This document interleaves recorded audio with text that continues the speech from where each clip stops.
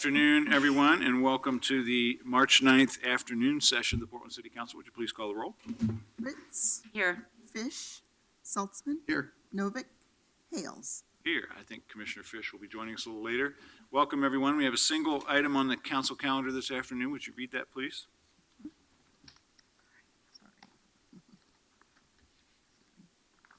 Item 237, report on the work to engage at-risk youth under the Mayor's Community Center Initiative during fiscal year 2015-16.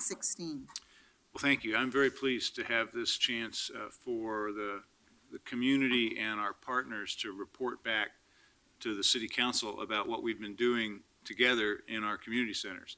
Let me set the stage for this a little bit. I'm the police commissioner. In our form of government, each of us has bureau responsibilities, even though all of us are responsible for the whole city and responsible for everything city government does. We have this departmental responsibility. And so I'm the police commissioner. And every time something bad happens in our city, this thing goes off either in my pocket or on my bedstand and tells me what's going on. And way too many times during the time that I've been mayor, I've been picking this up and hearing about violence affecting young people in this city. And it's a plague, and it's an outrage, and it's something that we all have to work together and stop. There were 30 homicides in our city last year. For a city of our size, maybe that's not a huge number, but it's still too big, and 15 of them were gang-related. 15 gang-related homicides in our city last year. 75 people wounded in gang violence last year. 1,000 shots fired around our neighborhoods. And again, too many of those shots hit home and killed or wounded someone. So I take that seriously. I take it personally. It's the hardest part of my job to see people in our community suffering from that kind of violence, and particularly young people who are vulnerable in lots of ways, but they shouldn't have to be vulnerable to that.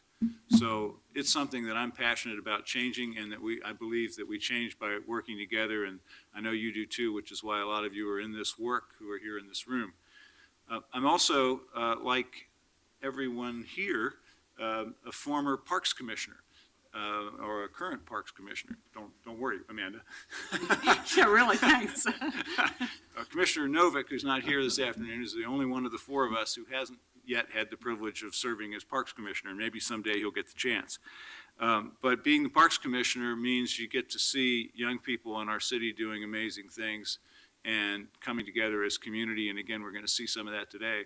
And I had the particular privilege when I was Parks Commissioner of having the Director of Parks be Charles Jordan, a man who was an amazing leader in our city, a leader in the African American community, and somebody who was just passionate about opportunity and access for young people. And he pounded that into my head and my heart that it's our job to provide access to opportunity and access to recreation. And so that's what's come together here as I looked at the appalling issues of youth violence in our city, and I looked at the cost of participating in recreation programs and thought about the barriers, particularly for people that may not have enough money to pay for all those fees. And then when I was approached by Khalid Bombek and the other young men that organized the East African All-Stars and said, hey, we've organized a team, but we need a place to play, that's when the light went on, and I approached my colleague, Commissioner Fritz, the head of our Parks Bureau, and said, let's put something together in our budget to make recreation more free and more available for more people. And that's what this program has accomplished, and that's what we're here to hear about today, to get a progress report from both the folks that are managing that program, from our partners, and from many of the youth that are engaged in that good work. So with that, let me bring up our panel to start this presentation, which is Antoinette Edwards from the Office of Youth Violence Prevention, Diana Nunez from my office, and Karen Burt from Parks and Recreation. So welcome, ladies, and thank you.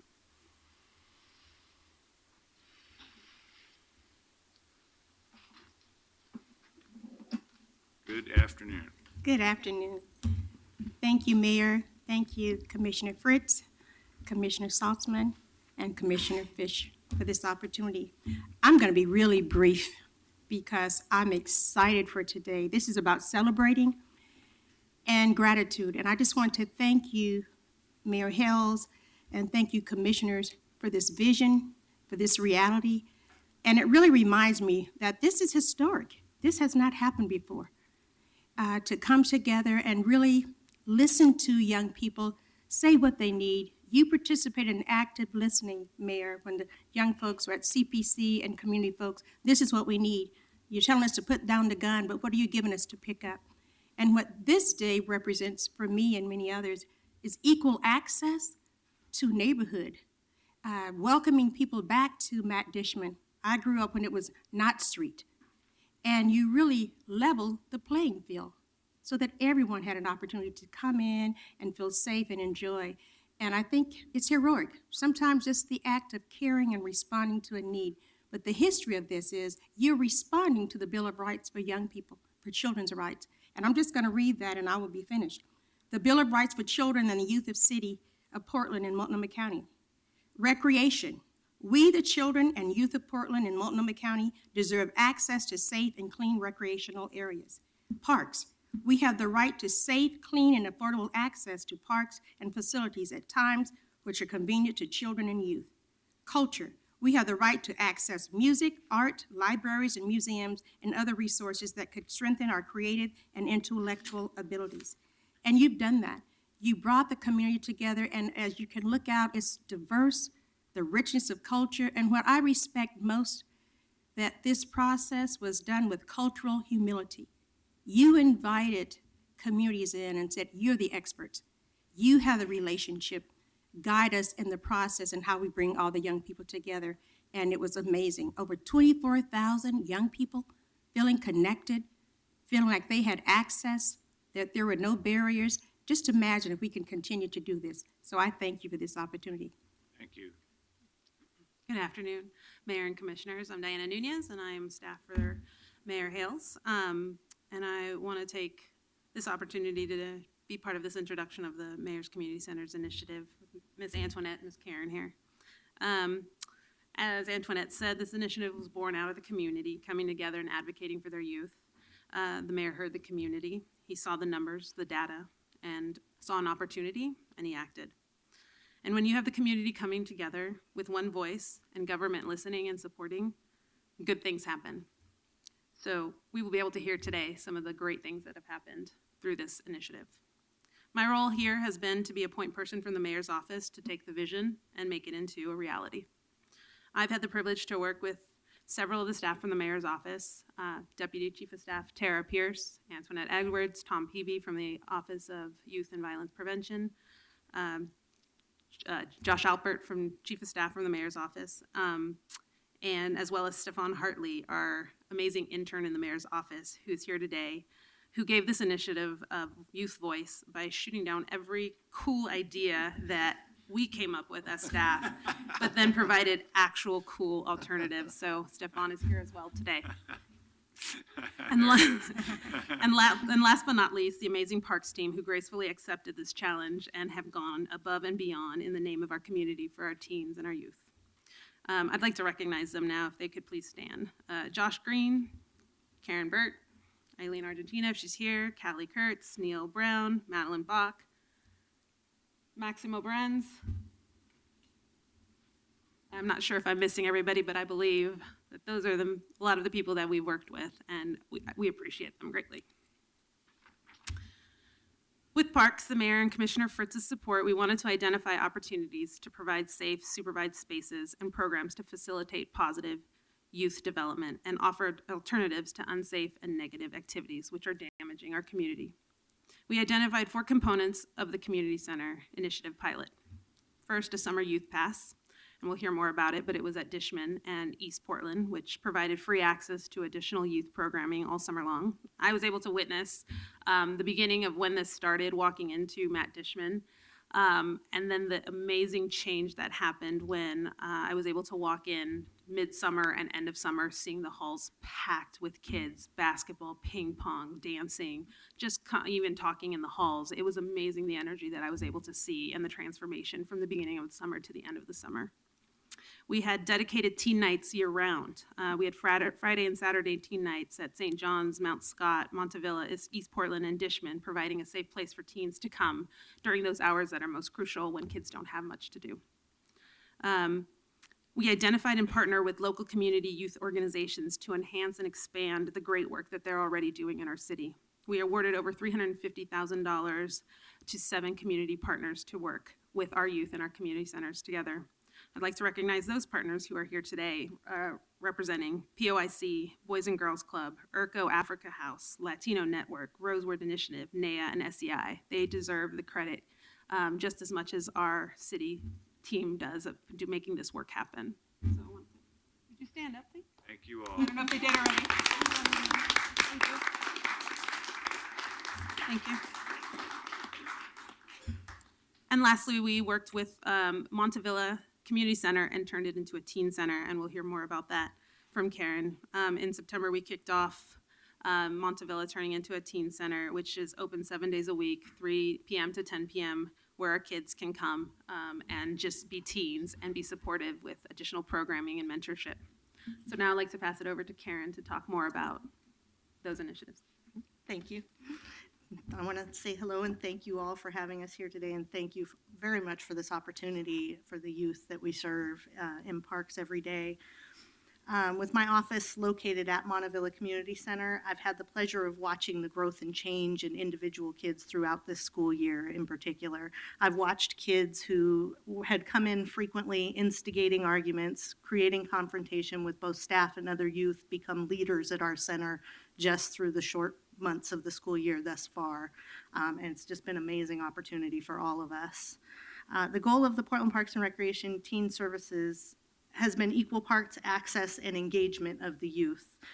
As the amazing Charles Jordan said, we really strive to be more than just fun and games.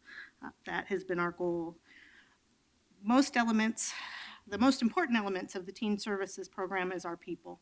We have a great team of amazing team coordinators located at sites throughout the city. We have 2 new additions to the team that are here today as well, on top of who Diane already introduced. Would Carlos Banks and Jason Smith also please stand up? They just started last week to help round out our team. Our team is diverse in interest, in youth development background, in age, in race, ethnicity, and upbringing. We share a passion, however, for emphasizing and bringing out the full potential of youth in the communities that we serve.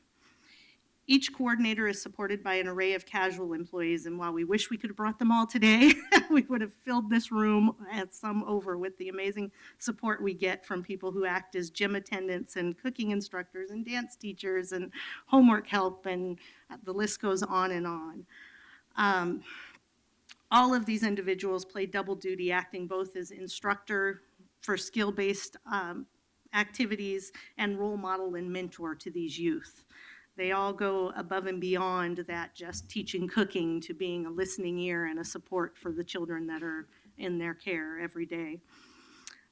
These amazing individuals are able to create programs we refer to as our Teen Force program. The Teen Force program embodies the energy and excitement of the youth into engaging and empowering programs for kids ages 11 to 20 years old. While the basic structure for delivery was in place prior to the mayor's initiative, the mayor's announcement and support has allowed Teen Force to fulfill its ambition of providing the opportunity to access to all youth by bringing down barriers that have existed in our structure. Parks has reduced these barriers that a self-sustaining pricing model created by allowing us to offer a full array of programming absolutely free of charge. Currently, we're exploring additional barrier reductions in transportation and being able to get either services to youth who can't reach our centers or getting those youth from those facilities to sites near them. After the mayor's announcement last spring, Matt Dishman's staff really rallied around to get everything in place on a short time and spread the word through the Teen Force campaign. Participants were offered free access to the pool, fitness room, gym, and a full menu of enrichment opportunities. Youth under the age of 18 were spending their entire day at the center. A total of 2,418 youth registered for youth passes at Matt Dishman alone. The average number of youth users daily at that facility was 1,128.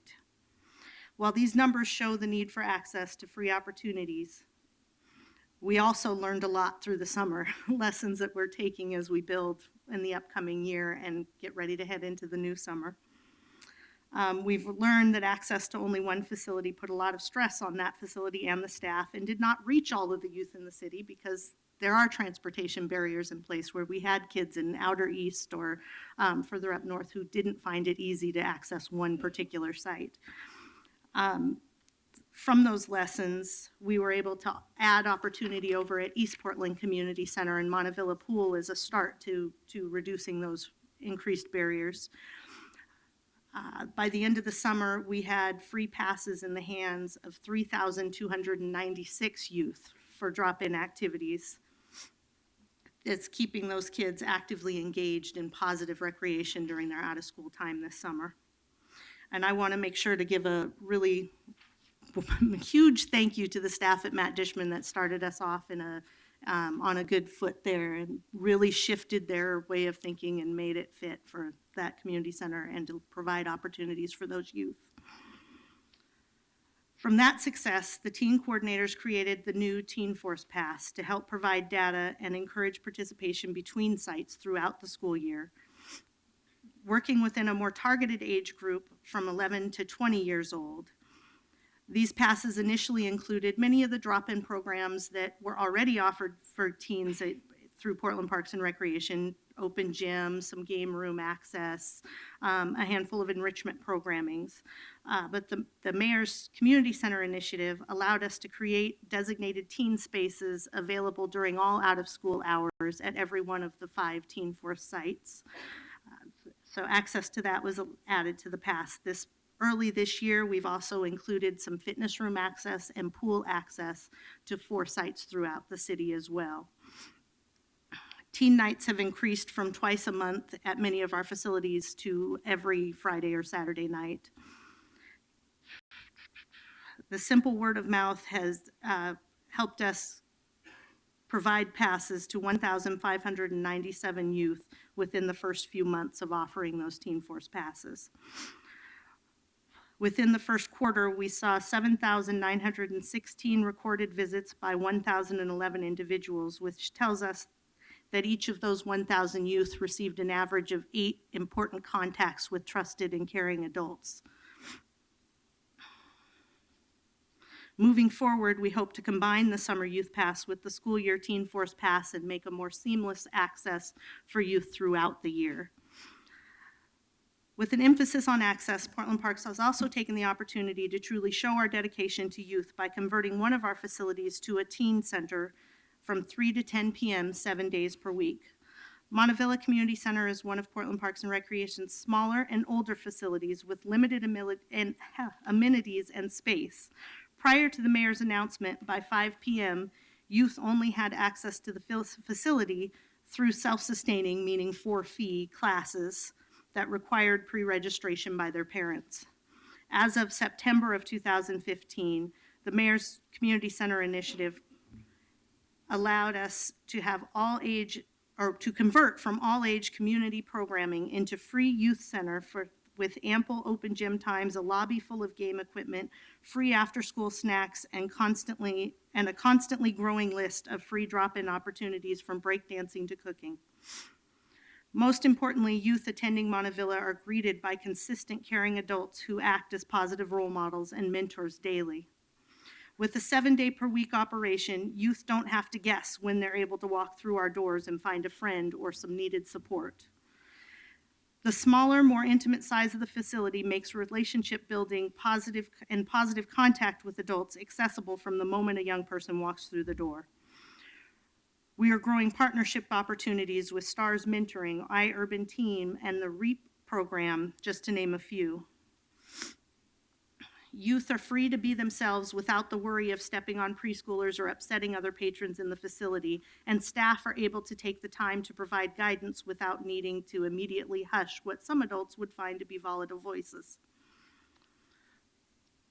It's been a great pleasure. I can't emphasize enough how much joy it's been to sit and watch these changes occur over the past years.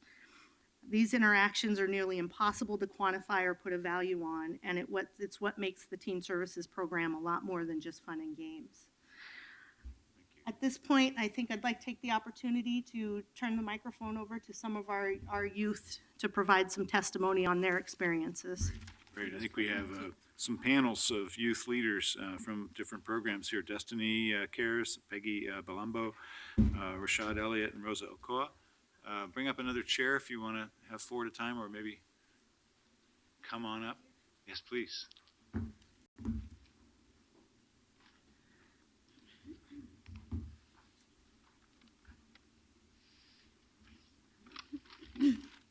Welcome. I think you're on first, Destiny. Okay, Just pull that microphone a little closer to you. It'll swing around there. wait, what? Yeah, there you go.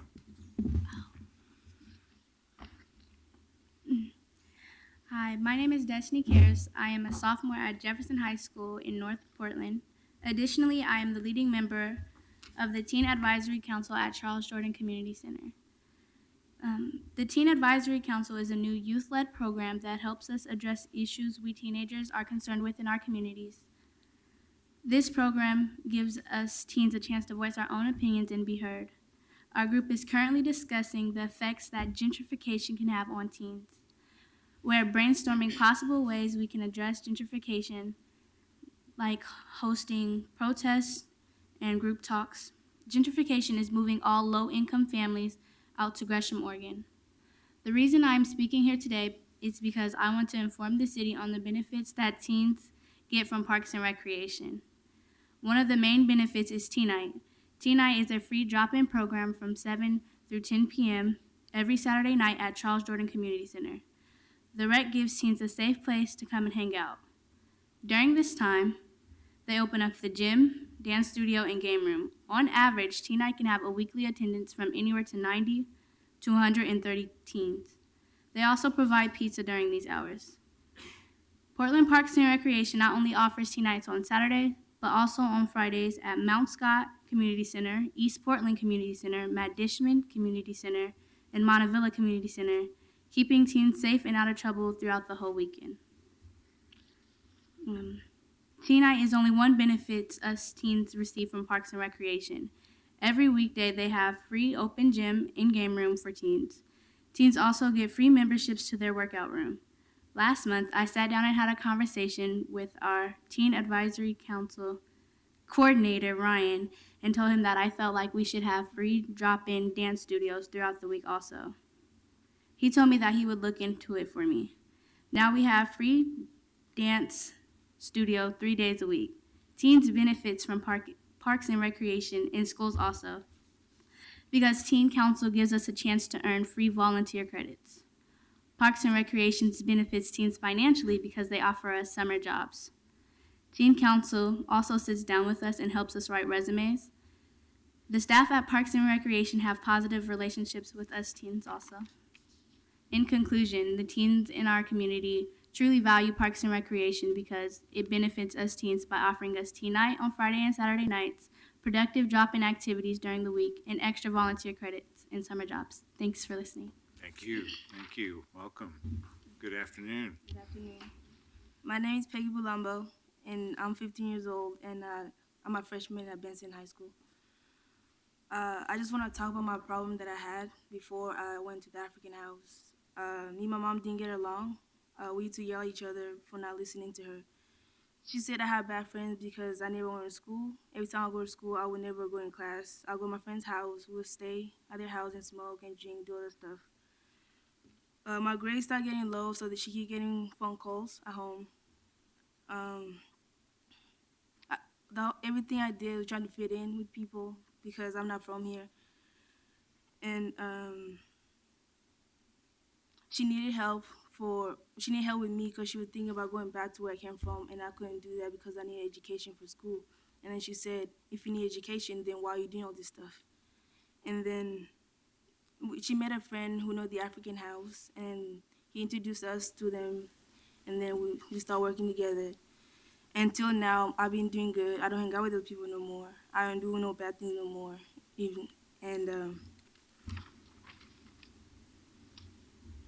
I've been going to school on time. Me and my mom don't yell at each other and fight no more. And I'm happy that there's a program for me, like for people like me, because I'm African, and there's a program for us to be ourselves and not try to fit in with anybody. So I want to thank the mayor and that for having this program. Thank you. Thank you. Thank you very much. Rashad, welcome. Hi, my name is Rashad. I'm a senior at POIC North. And for me, the kickback at Medishman is just a really cool and safe environment. You can stop by, get a haircut, they have open gym, and you can even get something to eat if you're hungry. It's also really cool because I myself am behind in credits, and if you go enough times, you can get an elective credit. So that's pretty cool. That's great. That's great. Keep it up. Thank you. Welcome. There we go. Hi, my name is Jenny. I'm a sophomore at Rosemary Anderson High School at New Columbia. I like how students are such a big part of planning to make kickback fun. When Aron first gave me a flyer for the kickback, it sounded kind of boring, but I still went to check it out because I felt bad for Aron. So I'm glad that I went, though. And I have a couple ideas for getting other students excited for kickback, especially girls. I think that students should start making the kickback flyers and passing them out.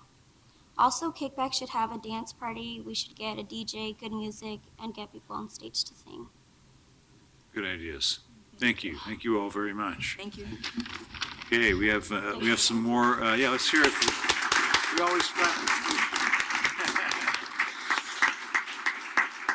Good job. Okay, we have, I think, Freddie Nino, Juan Garcia, and Andrea Alvarado. Are they here? Yes, they are. Come on up.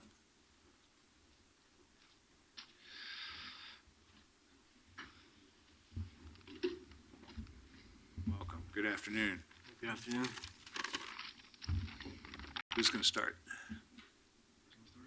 Yeah. Good afternoon, Mayor Hales, and City Council members. My name is Alfredo Nino, and I am a HI participant. Thank you for providing teen nights. We Latino youth and our families appreciate having a space to do fun things that are safe and where we feel comfortable. Where I live, there isn't much to do. Teen Nights has opened the doors and offered youth like myself an outlet engage in positive activities instead of being out on the streets facing or engaging in a risk of violent activities.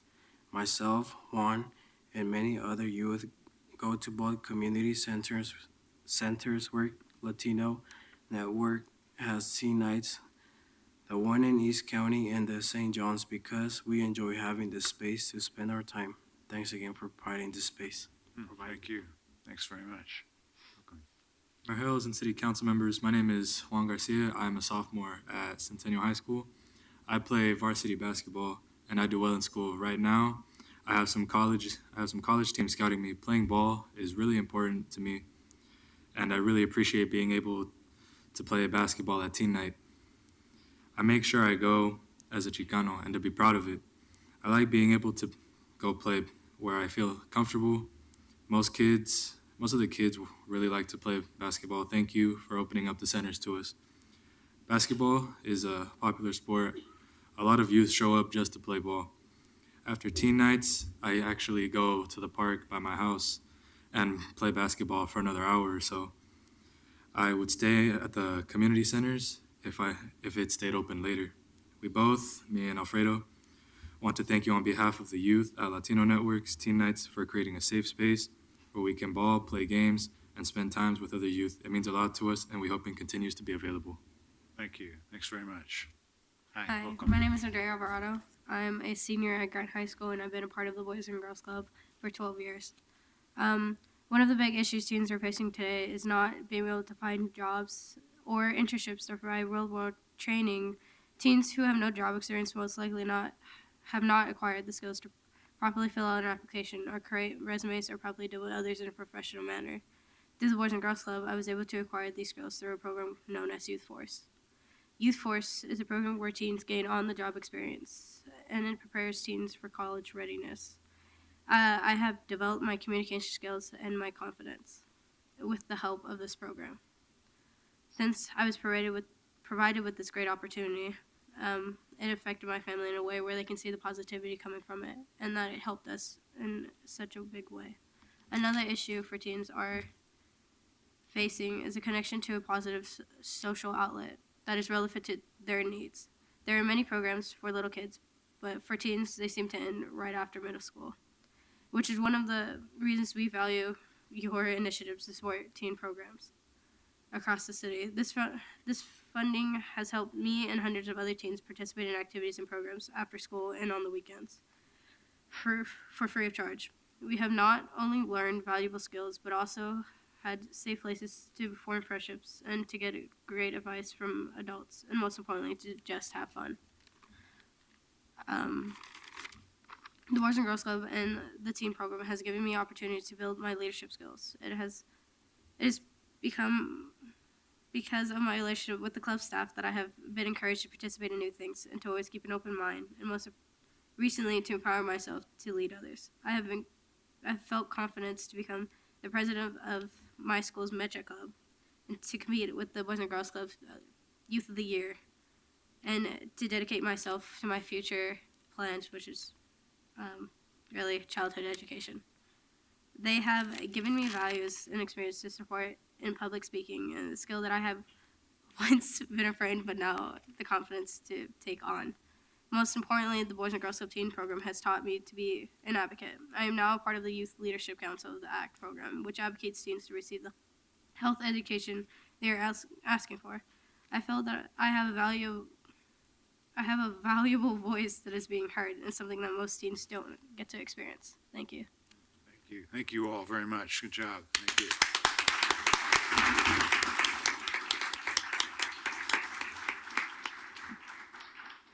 So we've heard from some of the youth. Now we're going to hear from some of the adults. We have Tim Sessions from the Portland Police Bureau, Julia Mitchell from POIC, Hi Brown from Street Level Gang Outreach. Come on up. Tiffany Morris from NIA. I think we have 4 chairs. So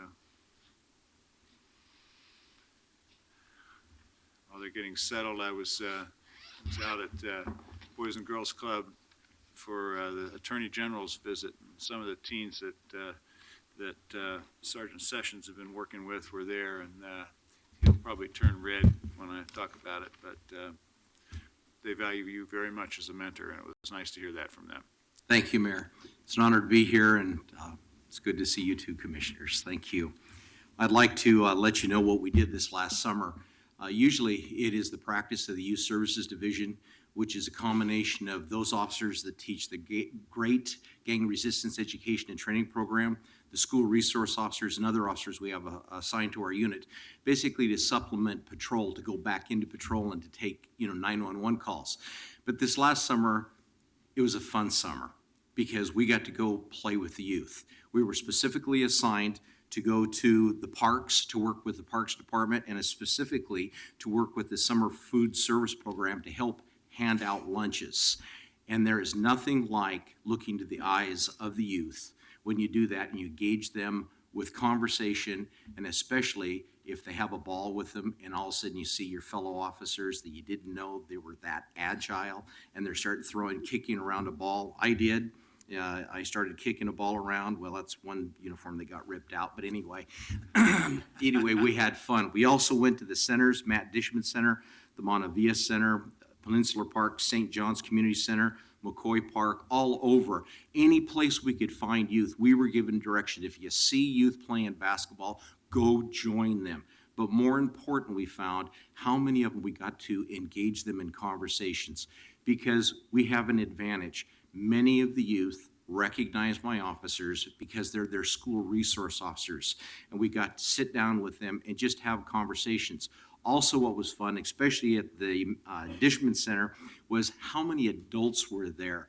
A few of my officers, I expected them to be in the weight room, and they were. It's because many of the youth were with uncles, grandfathers, other friends, and they were in working with them, giving them advice as far as how to work out, to set a program, and the youth would come in and listen to them and want to participate. So it was an outstanding summer, but we also added on to it by participating in our Portland Police Bureau's Youth Services Division Bike Fiesta that we held at July 18th out in St. John's. And the main purpose of that, one, is a bicycle fiesta as far as participating in a rodeo, teaching young children as far as the safe way of riding bikes, but more important, giving out helmets and sizing those helmets, bicycle helmets, to all those that need them. And that was a needed point because even I fall off bikes. So if a young child learning how to ride a bike, let's keep them safe. And the other part that we did is we participated in the summer camp program, where we brought in over 500 youth a day for one full week, where we had police officers, we had FBI agents, we had firefighters, we had AMR personnel, plus other educators all volunteer their time out at Centennial High School for a full week being their coaches. And again, there's nothing like looking into the eyes of the youth and valuing what they have to say, especially when you're trying to hit a tennis ball and they're telling you you're doing it wrong. So I thank you for giving us that opportunity, and I sure hope we can continue to have that opportunity in the future. Thank you very much. Thanks very much. Hello, I'm Julia Mitchell. I'm the Director of Community Outreach for Portland OIC, POIC, Rosemary Anderson High School. POIC thanks Mayor Charlie Hales and the Teen Initiative for its support to launch Kickback Night. Now, Teen Nights was the original name, but that wasn't getting many of our students' attention. But the word, name, Kickback did. And so once that we renamed it to that, we had a number of kids wanting to know what that was all about. So they came out and enjoyed themselves on the third Saturday night of each month. So our particular program is culturally specific for gang-impacted youth ages 14 through 20. Kickback Night is a collaboration among POIC, and also we leverage our teachers. Teachers come out on those evenings to support our youth. Our other staff come as well because we're all interested in seeing what's going on. We want to be there with the kids, see them have fun, not just in the classrooms or in any of the other programs that we operate. We leverage our gang outreach workers. They come on out, and it's not just POIC's outreach workers, but the other street-level gang outreach workers come on out to Matt Dishman every third Saturday night, too, to see what's going on and to support what we're doing there. The nights start with dinner. Kids are always hungry. We want to make sure they're fed, followed by activities including basketball, which we have a number of young men come out and ladies come out and hoop it up against each other. They always have a friendly competition going on, so we appreciate seeing that too. And it's just fun. We see them running around being free, youthful and free, and just enjoying themselves without the stressors that we typically see during the school day on our campuses. So it's nice seeing them just have a place where they can relax and just be themselves. We've had more than 140 young students come on out and participate since the program began in August, and our participation continues to grow. And as Jenny, one of our students, said, she wants to see more activities for the young ladies, so we're going to listen to her words and have things that she'd like to do, like the dance, the DJs, and whatever else she wants, we're going to have just for her. Because we want to see her come and enjoy herself. Rosemary Anderson High School has 3 sites. We have our North Campus near Killingsworth Court in Albina, New Columbia, and right on the border of Gresham on 181st and Division. So we gather our students from all 3 locations and bring them to Matt Dishman. And we are very, very, very appreciative to having this opportunity and to providing this activity for our kids. Thank you. Thank you. Welcome, Hi. Hi, Brown, Gang Outreach. I think what the most valuable with us as outreach workers, the relationship that we build with these kids when we're going around from community center to community center and seeing these kids and interacting with them. So when there's an issue on the streets that we can go up to them and, make sure they're safe, and we're not a stranger to them if they're in an environment where it's going to be possible shooting or something going on, or if there's a fight at the mall like there has been over the past couple months. I think the one key thing is that they always say it takes a village to raise a child. And the collaboration that we have with the police bureau, with the Parks and Rec, that we're able to come in at any time and interact with them. If they have a problem, they feel comfortable enough to say, hey, hi, hey, so-and-so, hey, Tiffany, whoever, that they feel comfortable enough to call us and say, we need your help. And, you know, for us to be able to go into some of the schools, Jefferson, SEI, Madison, Roosevelt, and be welcomed with open arms, to just be able to work with the kids. I think, like I said, the kids, when they see us in the hallway, they see us in the school, they see us on the weekends, at the kickbacks, at the teen nights. And so it's opened up a lot of doors for the outreach to, you know, build that bond with those kids and build that rapport. And like I said, open them up and be able to sit there and have real candid conversations with them about what's going on, especially as outreach workers. You know, there's always the negative, oh, you're the police, you're the Fed, or whatever, but they don't realize that we're there for them to guide them to the right places and give them the resources they need. And I think, you know, having this village that we have here today is a good representation that we've all come together for this initiative and for these kids, that we may not see everything, the shootings go down, you know, right now. But with all of us touching these kids right now, a lot of these shootings and stuff, the decline we'll see 3 to 5 years from now. Thank you very much. Tiffany, welcome. Thank you. My name is Tiffany Morris, and with me is Deonzie Howard, and he has pretty much attended every open gym that we have had. So I am with the Native American Youth and Family Center, and my role at NAYA is the Street Level Gang Outreach Coordinator. I first want to thank the city and Mary Harris for the commitment to preventing gang violence by offering healthy, safe opportunities for recreation and identity enhancement, and also giving NAYA the opportunity to provide those safe spaces for the youth of Portland with the Mayor's Teen Initiative. So far, through the Mayor's Community Initiative Supporting Youth Project, NAYA has engaged 150 youth through healthy pro-social enrichment with positive adult mentors who reflect their cultural background and experience. We have done this through open gym basketball at North Portland's University Park Baptist Church on Mondays and Thursday nights, where we typically have about 30 youth a night. Also on Saturday evenings, Youth Night at NAYA, where we have open gym basketball, have provided a kickboxing class, are currently working on a community photo voice project, and look forward to providing an automotive class. We also collaborate with Matt Dishman and have a Discovery and Absolute Fitness group, and were able to provide a boxing class last summer to the youth that attend Matt Dishman Community Center. We also have a youth empowerment group at Morrison's residential SAGE unit for girls who have been commercially sexually exploited. The greater number of youth we serve, 55%, are ages 16 to 20 and are Native American, African American, Latino, African immigrant, and mixed heritage backgrounds. Most of our youth come from Northeast Portland, and specifically the Cully neighborhood, where Parks and Rec community centers do not exist. Through these activities, we have served 150 youth over 480 times and continue to see our numbers grow. After NAYA received the Mayor's Teen Initiative grant, I started my youth empowerment group at Morrison's SAGE unit, where while there I met a young girl that was one of the first to go into SAGE. Over the course of her stay at SAGE, I was able to provide mentorship to this youth. I also started to attend RAP meetings and working with her family to support both the youth and the family in a positive way. The youth was the first to ever graduate from SAGE. After this youth graduated and went back home, she started to attend NAYA's Saturday night open gym to play basketball. She was a little intimidated by a lot of the males that attend due to her history. She was also not very good at basketball, but loved the sport nonetheless.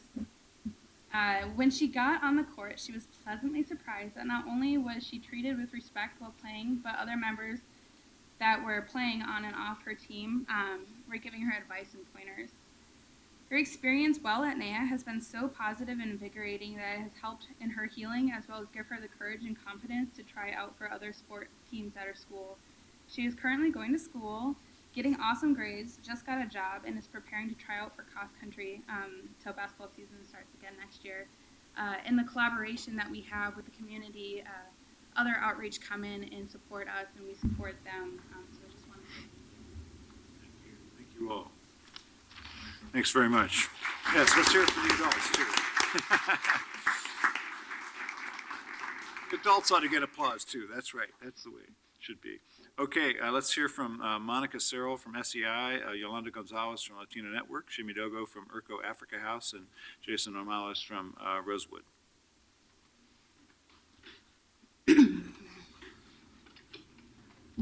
Good afternoon, partners. Good afternoon. I'm Monique Sorrell, and I work at Self Enhancement. I'm the after-school programming manager. And I always kind of start off talking about after-school programming as these 4 components that happen. And one is we feed every child that comes in. And so with your partnership, we're able to continue to do that. So we provide a kind of a home-cooked meal in a sense for all of those the children that come. And then we also provide an hour of uninterrupted tutorial time. So we're also wanting to make sure that all of our kids have the opportunity to get that extra tutorial support.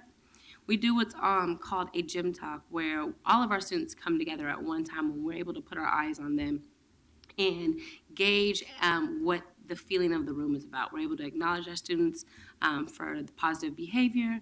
We're able to talk about issues that might be going on. If there's something going on in our community at that time, we can address it at one time. And then last but not least, we provide enrichment classes, right? And the idea is to offer as many options and opportunities as possible to all of our students. And so through this initiative, we've been able to add to those options and opportunities. And so there was 3 main classes that I wanted to talk about today through this partnership, and one of them is our job readiness training.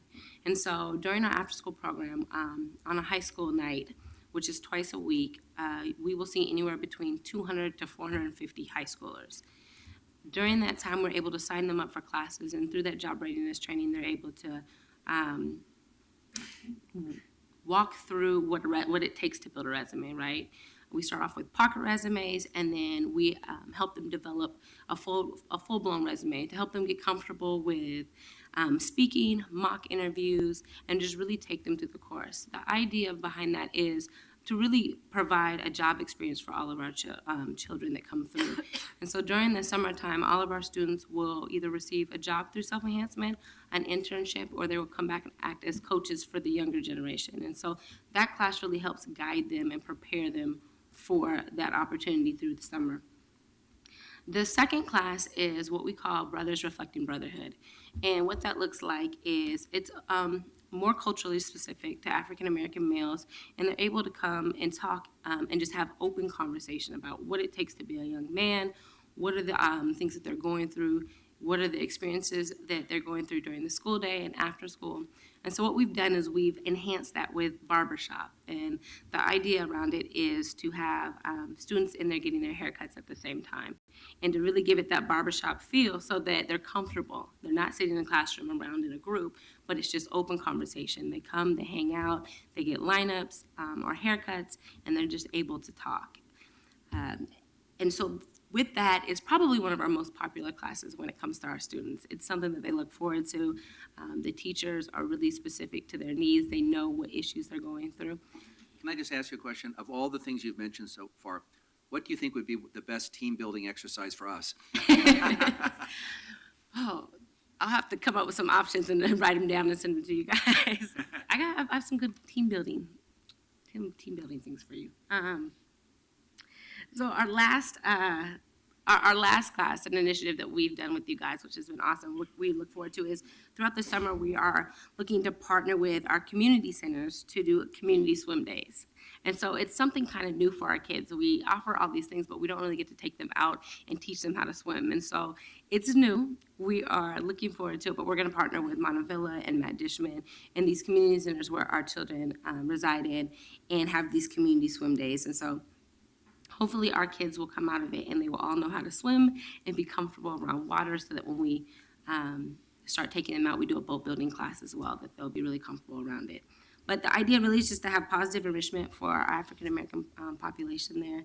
And through the initiative, we've been able to do that. So we appreciate it. And thank you. Thank you. Thank you. Yolanda, welcome. Thank you. Good afternoon. My name is Yolanda Gonzalez, and I'm the Community Healing Initiative Manager at Latino Network. I want to take this moment to say thank you to Mayor Hales and the members of City Council for investing in the health and safety of our youth. Previous to this investment, resources have been really scarce for our teen youth and activities, and especially during the peak times of safety hours on the weekends and in the evenings. As you all may know, gentrification is moving many of our Latino families where they currently are living into areas where there's very few access to recreational activities. On top of that, Latino families most often, well, the ones that we work with and serve, can't afford to pay for the ongoing activities or recreational activities. Our families are often very large, and many families have incomes typically between 50 to 100% of the federal poverty level. Even low-cost recreation opportunities are out of reach economically for most of the families we serve. That puts many of the youth that we serve at even a higher level of risk. We have one example where recently a family came to our teen night, and they actually had 10 children in their own home, and they can't play and be loud and make movement in their home. And so when they came to our teen night, they expressed immense amount of gratitude to have doors open in their community where they could play, have fun, and be a family. We actually let the parents stay at teen night that night, so just so they could see that and have that opportunity. Our youth look forward to all the teen nights and we've had experience where other youth from different ethnicities are coming together. We also know that our Latino youth are accessing other providers' teen nights as well.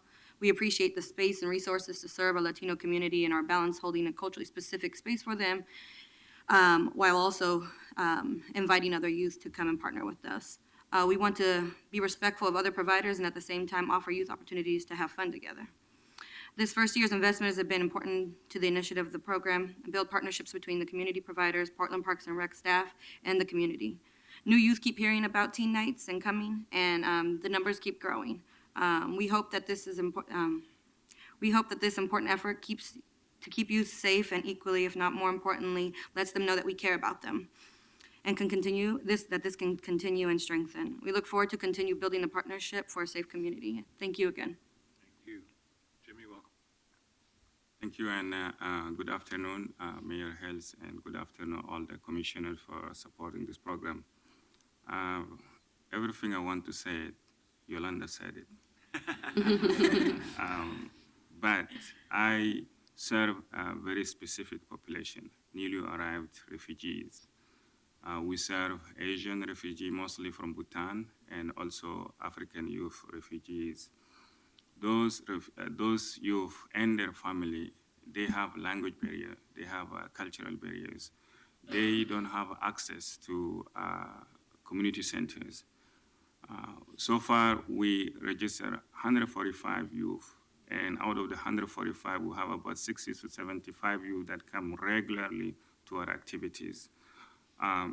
Besides providing service to the youth, the parent now, because through this program, we find out that they can get access to community center using the gym, using the sport equipment. We didn't know that before. They can get a scholarship to access those communities. Now we have a parent that are going to those community center paying $5 to go and exercise. We didn't know this before this program. We also, through this program, we have homework help. 99% of refugees who are coming here, they're illiterate. So parents are illiterate even in their own language. They cannot help their children with their homework. So this was a best opportunity for them to bring their children so that we can also help those kids with their homework. Most refugees that were brought here were put in apartment complex in neighborhood that already affected with so many social issues.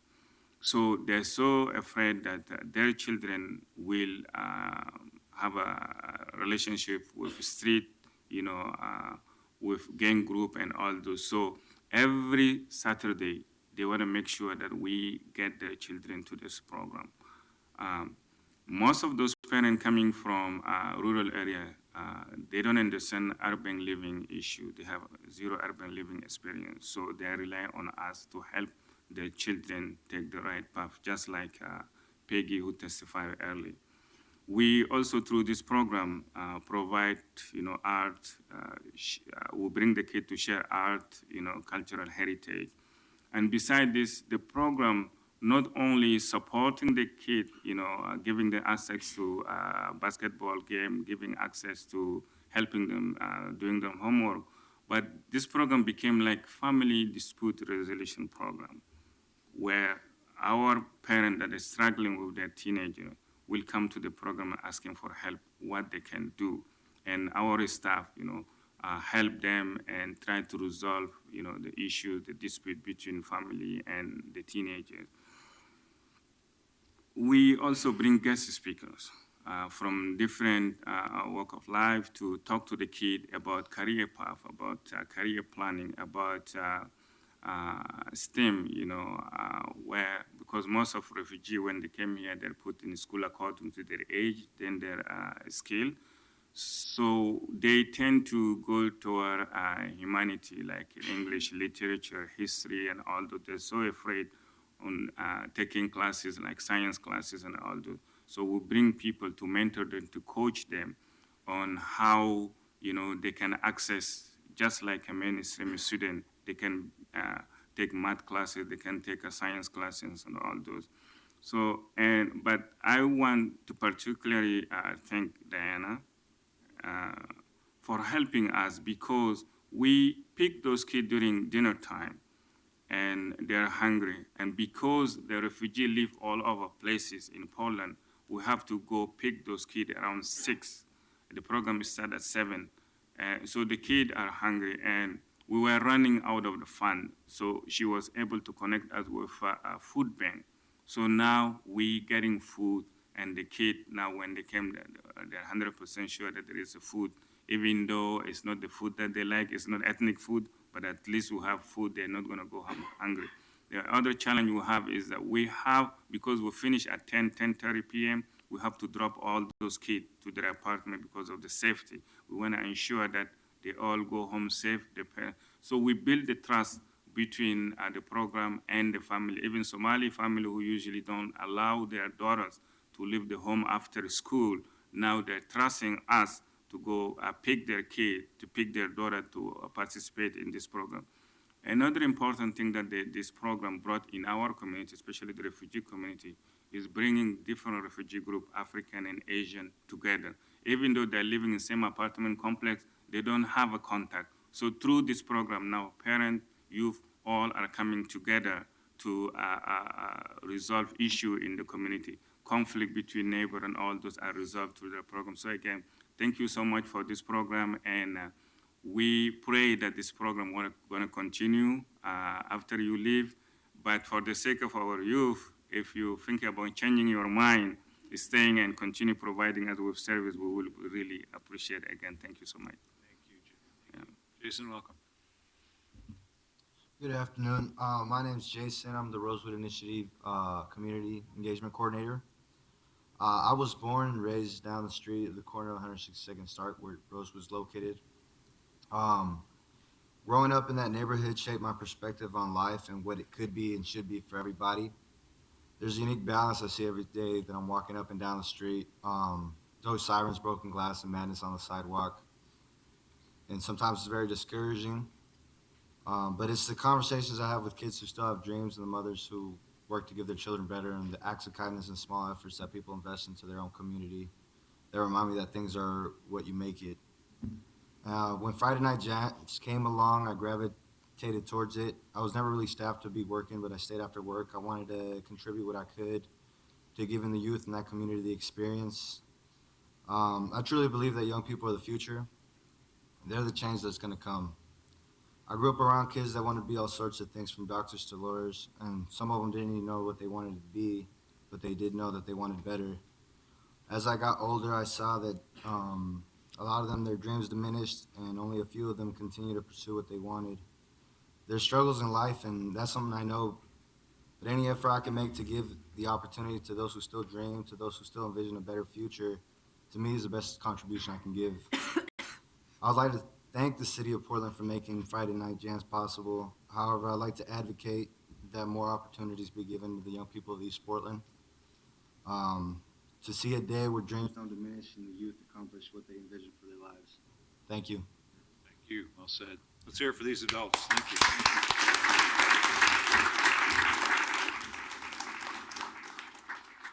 And our final panel is Aaron Zongwein from Rosewood, Dina Pirot from iUrban Teen, and Cynthia Castro from Portland Parks and Recreation. And maybe a couple of others. Come on up. Good afternoon. My name is Aaron Vongden, and I'm the Community Events Manager at the Rosewood Initiative. I started out as a work experience intern through ERCO, and was eventually offered a permanent position at the Rosewood Initiative. I also graduated from POIC, the Rosemary Anderson East. I've seen hundreds of events go through the Rosewood Community Center, and none of them have really had the one that's had the most impact on me was Friday Night Jams. And we held it for 10 weeks during the summer, and it allowed youth to come to our center, and we had a DJ and games and food for the youth. Doing outreach for events now, after Friday Night Jams, I still get youth that come up to me months after that ask me, when are you guys doing Friday Night Jams again, or are you guys still doing that thing on Friday nights?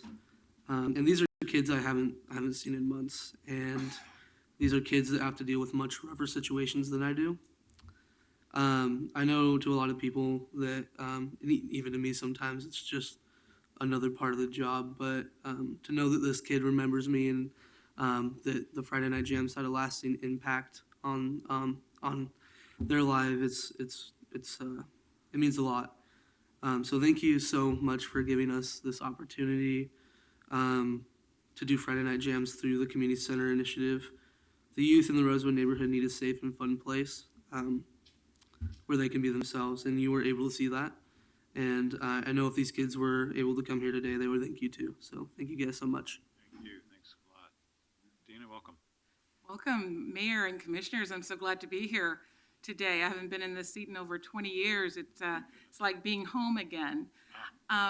For those of you who don't know me, I'm Dina Pierrot, and I'm the founder of iUrban Teen, which is a STEAM plus C program that has an intentional outreach to male youth of color. And I always start off first, and I know that my time is limited, I'm going to talk really fast. I always talk about why, I created this program. And I first had the notion to create it when I was a commissioner in the state of Washington on the Governor's Commission on African American Affairs, and all of our ethnic commissions are talking about the opportunity gap issue, with so many male youth of color falling through the cracks, dropping out of school, being incarcerated. And at the same time, I joined a Chief Information Officer Council. And as soon as I walked into the room for the first meeting, it was a room full of white males. And I saw the instant disparity. And I knew that the whole technology realm was the place to be for opportunities. Yet our young male youth didn't have this information. So that's when I thought of having iUrban Teen. That was back in 2011. And since then, now we're in every major West Coast city, and we've served over 3,600 youth throughout the West Coast. What I'm really proud and honored of today, and what I'm going to talk about, and I want to thank Tara Pearson and Cynthia Castro for believing in this project. When we talked about how do we engage the kids while learning different job skills that they can add to their resumes, let's create an app by the youth for the youth. So with this app for Parks and Recreations, iUrban Teens and some of the park teens, and that's why I have Neil here, one of our partners, here talking about the focus group pieces. The app is going to allow youth in the community to see what's going on in various park centers. They can then sign up for some of the free classes. They can join up via the app and also find out how to get there, what times to get there, all of that information. And parks will be able to push out notifications to the youth who have signed up on this app. But I said it's more than just helping to create an app for the kids. These kids are going to be learning solid job skills. They're going to be learning focus groups, how to conduct a focus group. They're going to be learning project management. They're going to be learning ideation. They're going to be coming back. They're also going to be learning problem solving.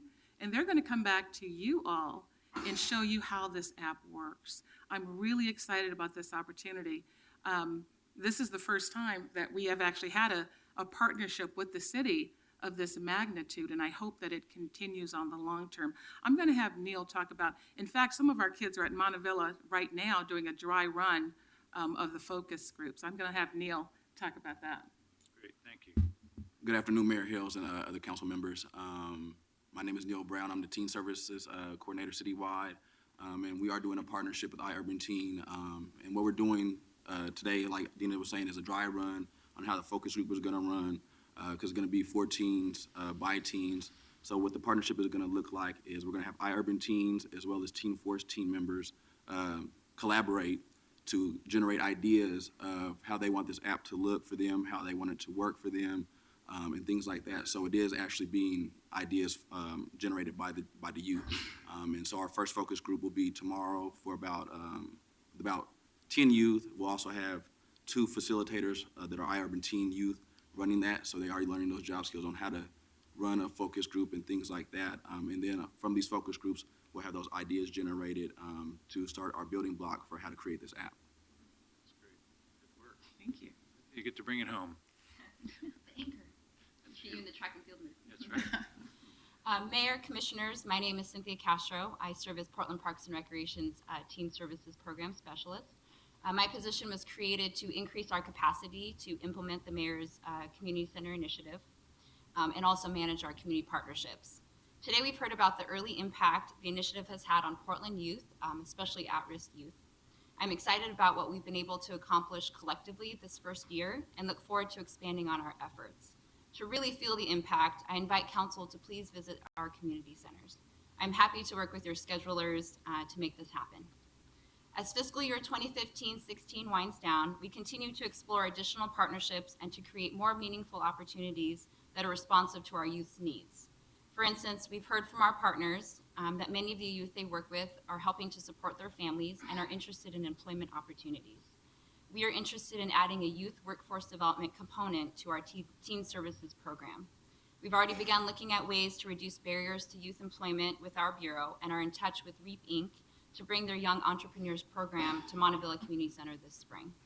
We have also begun establishing the plan for this year's Summer Youth Pass and how we can increase access to our community centers and pools while youth are out of school.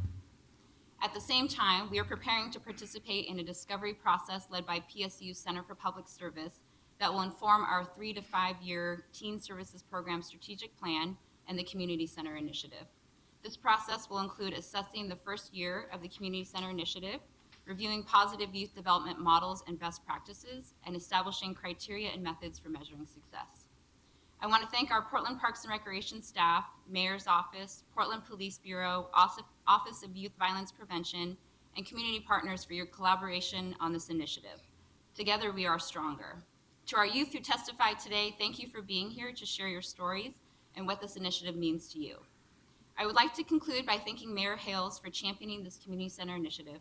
I know change in leadership is on the horizon, but I am hopeful that your successor and City Council will uphold your $2 million ongoing investment and continue making the health and safety of our youth and community a priority. Thank you. Thank you. Thank you all. Let's hear it for these adults too.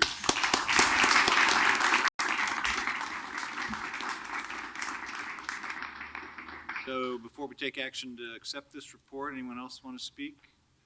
Come on up.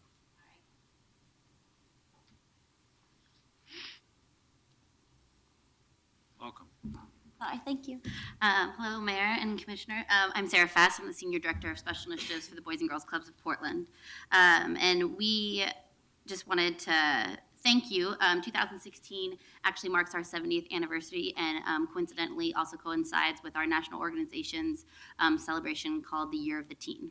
Our organization feels like we were sort of ahead of the curve for our national organization because a couple years ago we got together and put the teen initiatives and teen programming into our strategic plan. So what we did is we dedicated a number of full-time staff specific to teen initiatives. But as you know, and as many people in this room know, for a nonprofit organization, resources and particularly funding can often put in jeopardy us able to fulfill all of the needs of our youth. And so the Mayor's Initiative came in at the exact right time and sort of as a beacon of light for us. And so we wanted to thank you for recognizing that teens are valuable people in their communities and have the right to be positive contributors to society. We also wanted to address that something that didn't really get brought up in this room, but that the majority of the youth that we work with across the Portland metropolitan area, and when I say we, I mean myself and all of the people in the room, are children that have experienced adverse childhood experiences, which can be anything from seeing their parents be divorced, being new to the country, gentrification, watching substance abuse, being gang impacted. And it's because of the free programming that they're able to build resiliency and move towards being productive, caring, and responsible adults in our society. And if we did not have the funding to be able to open our doors free for these youth, to be able to provide positive, supportive relationships to adults and give them opportunities to be leaders in their own community, some of these youth may not be able to fulfill their full potential. And so again, we thank you. And we also thank you that for the first time that I have ever known of, we have a city entity that has really gotten behind all of these organizations working collaboratively towards one goal, because we often refer to these kids as our kids, but really they are all of our kids. I see a number of kids here who attended the Boys and Girls Club when they were younger and are now connected with other organizations, and it makes me and everybody in here very happy to see. So we want to say thank you. Thank you very much. Thank you. Yeah. Well, could I hear a motion to accept the report, and then we can discuss it? So moved. Second. Any further discussion before we take action? Okay, let's vote, please, to accept this great report. Well, thank you, Mayor Harrells, for bringing us this report to explain to the community what a great work has been done by our community, including everybody here today. And it's often said that city government doesn't work together and that there are silos and that city council members don't talk to each other. Well, this is an excellent example of where the mayor and I have worked together seamlessly, and his staff have been the brains behind putting all the contracts together, having the foresight to include the community partners.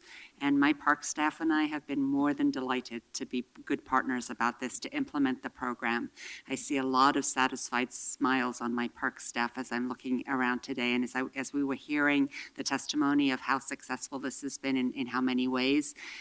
It was really hard work, and it was hard work at a very difficult time with almost, I think it was 2 months' notice, Mayor, that came in kind of as a surprise in last year's budget. And yet Eileen Argentina and her team pulled it together. Everybody really recognized that this is exactly the right thing to do, to be providing positive options. So Cynthia Castro mentioned at the end some nervousness about this program perhaps going away with a new mayor. Do not be nervous. The current mayor is going to be in charge of this year's budget, and we had the foresight to put it securely in the Portland Parks and Recreation budget. So it is not being proposed to be cut this year, nor will it be next year, as long as I'm Parks Commissioner, which I'm going to be lobbying very hard to be.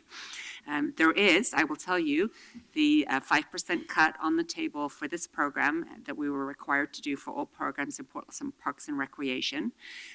I don't support that cut any more than I support any of the other cuts in parks. So I encourage you to come to our community budget forums in April, especially for those commissioners who weren't able to be here today, to explain again how this has been a great program and how that $100,000 will make a big difference in how it gets implemented. In fact, it seems very clear that we need to expand the funding. We need to provide transportation so that, get TriMet to provide the transportation so that there's much more ability for teens all over the city to get to the designated centers. I do want to thank my park staff in particular, and I have a long list, which is by no means exclusive, but people worked really hard on this. So if you'll just indulge me, I have a list of folks who I want to particularly thank within Portland Parks and Recreation. I mentioned Eileen Argentina, the services manager, who's just been absolutely phenomenal. Joshua Green, Cynthia Castro, Karen Burt, Destiny Carres. Then we had the teen coordinators, Neil Brown, Robert Donaldson, Madeline Bach, Ryan Fitzpatrick, Callie Kurtz, Jason Scott, Carlos Banks, Lucille Dawson. Director Mike Abate was completely supportive of this from the word go, and pretty much said, Mayor, right, just tell me what you want and we'll get it done. And that's the attitude that I and my staff and Mike Abate, the director, brought to this. Art Hendricks, our equity inclusion manager, has been absolutely fantastic in giving us good advice. Sue Glenn was previously the zone manager, gave her early support. All of the center directors whose centers have had the teen programs, which is Abby McFarlane, which is now Craig Vanderbout in East Portland, Maximo Behrens, Craig Vanderbout, and Anne-Marie Downing, we, again, just, they stepped up and they made it happen and they supervised. It was mentioned that we have a lot of so-called casual staff. There's a lot of people making minimum wage who are providing some of these programs, which we're hoping will be better funded as we move forwards. And it's just colleagues' evidence that what we heard today, many of the people providing these services are the folks who actually may be on food stamps or otherwise not employed year-round with full-time city jobs with benefits, who are being such great support to these youth and many more. So that's something that we will also remember during the budget process. Also want to recognize other adults and volunteers, as it was mentioned about the food and the other wraparound services. Dinners don't just arrive out of magic. People are preparing those. I know there was a lot of extra effort that went into making sure that we thought about all of the aspects of what does it make to have a fun night. It includes not being hungry. It includes the homework help. It includes a lot of other different things. And finally, I want to talk to the youth who are here today and those who may be watching at home. This is your community investing in your future. This is the mayor saying this is worth $2 million. My staff saying this is worth all of our time. This is the taxpayers of Portland saying we want to provide for the youth of our community because we believe in you and we know that with positive options, you're going to choose those options, you're going to do well, you're going to seek those great jobs, you're going to continue to succeed in school.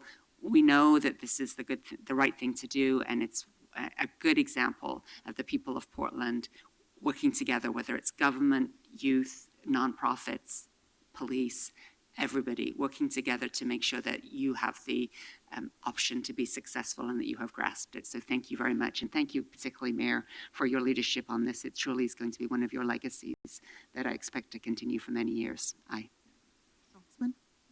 Well, I want to thank Mayor and Commissioner Fritz for making this all a reality. And it's very uplifting to see the very positive experience that so many young people have had with the Community Center Initiative, and it's certainly something we want to continue to support and provide as many good opportunities to have fun, to eat, to learn about summer jobs and real jobs beyond summer, and all sorts of other career opportunities. And we hope that many of you will consider career opportunities working for the city, too. We need you as well, because we have a lot of people who are reaching retirement age, and you're going to be the jobs of tomorrow here in the city of Portland. So we hope you'll seriously consider that. We have a screaming need for people to work at our 911 center. We have a screaming need for more people to be police officers and just rank and file city workers. So I hope you'll all consider good career path opportunities. They pay well, offer outstanding benefits, and we're a great place to work. And as you know, by working with many of our outstanding Parks and Recreation employees. So thank you all. Please to vote aye. Else.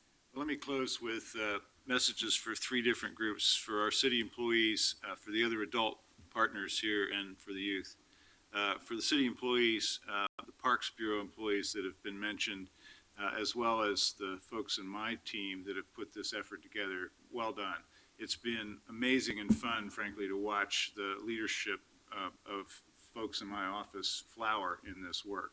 Tara Pierce has long known how to get warring agencies to work together because she worked at the state. Diana Nunez has really shown as a leader on this effort. Diana, well done. And it was so fun to watch Stefan Hartley conduct the big public meeting where all these organizations came together to brainstorm this, and he did an amazing job. I know how nervous you were, but you did a great job, and it's just been fun watching the leadership development of these folks in the city. And I know everybody's worked really hard, and we don't get enough chances to say thank you, city employees, for way above and beyond the call of duty, but thank you. Secondly, to the other adult partners in the room, this is the kind of partnership that we all believe in, and you helped make it happen, so thank you.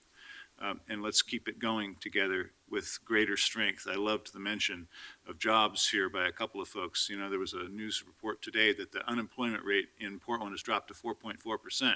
Not for kids of color, so that we have a lot of work to do to make sure that access to that kind of economic opportunity extends to everybody in the city. And I can't think of a better group of partners to go beyond, as Charles Jordan said, beyond just fun and games, to community, as you already have, and to learning, which you already have, and to career opportunity beyond that. Finally, to the youth here, I want to restate what I think Commissioner Fritz said so eloquently. You know, adults don't always get it. You know, some of us have gray hair and we don't always understand you or your life. But I hope you see from this effort that the adults in this city, the taxpayers, the city employees, those of us that are leading the city, we really want to support you. And I hope you take that home and know that the adults in this community, imperfectly sometimes, will keep trying to support you in your life and your growth. And that's what this program is about. And the other thing I hope you take away from this, I mentioned it to some of the youth upstairs, you know, the germ of this idea was a group of young men who wanted to play basketball but couldn't find a place to do it, and who approached the city and said, hey, could you help? And I think a lot of you, the youth that are here, haven't been in City Hall before. Let me tell you, something happens in this room almost every week. We meet every Wednesday and Thursday. Almost every week, some citizen comes to a meeting here to speak on an issue. And they might have walked in with the assumption that government never listens and it's always cooked in the back room and I don't have any power. And they will sit here and they will speak on an issue and they'll watch us change our minds. And we'll vote not the way that we were going to vote before, but the way they suggested. And they walk out going, that's amazing. I actually made a difference. I actually have power. This program is proof that you have power. It's proof that you have agency in your city. It's your city. You have power and influence. So please know that. Keep exercising it. It's not that the city just wants to pat you on the head and say, you know, we're happy we're taking care of our youth. We want you to lead as you've been leading in this program. We want you to lead as you're doing through the organizations that you're involved in. We want you to lead by advocating for what you believe in, whether it's taking care of the climate or taking care of your neighbors. So this proof that you have power is something that I hope you will build on and exercise and build your strength in, just like you're building your strength on the court or in the weight room or on the dance floor. So that's the biggest hope I have for our city, is that the youth that get engaged know that this is your city and that you own it and that you will run it and that you have authority over it, and keep coming in here and pounding on the table. Tell us what we should do. Well done, everyone. Thank you very much. Aye. And we're adjourned.